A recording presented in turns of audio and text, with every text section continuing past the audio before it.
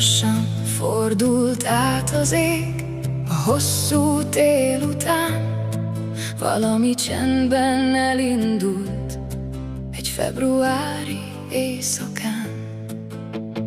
Nem volt hangos érkezés, nem szólt hozzá fanfár, csak néhány őszinte mondat egy fáradt ország falán. Kopott fényű termekben, késő esti csöndek, az emberek újra lassan egymás mellé ültek.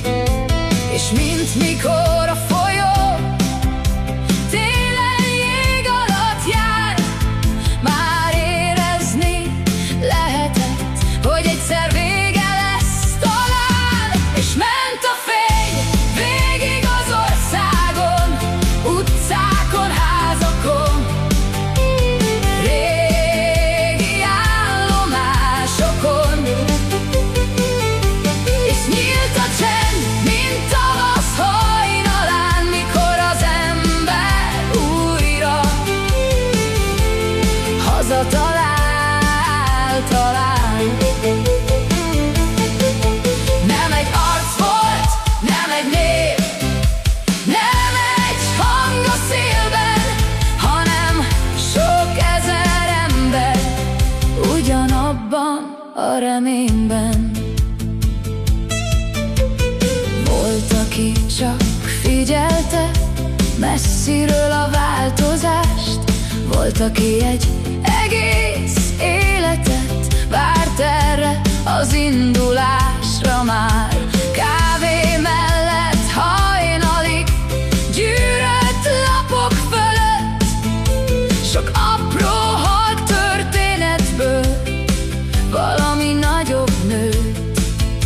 És minden készfogásban ott maradt a hit, hogy lehet még egyszer normális ez itt. És ment a fény végig az országon, utcákon, házakon, régi állomásokon. És nyílt a csend, mint tavasz hajnalán, mikor az ember újra hazatalál talán. Nem egy arc volt, nem egy név, nem egy hang a szélben, hanem sok ezer ember ugyanabban a reményben.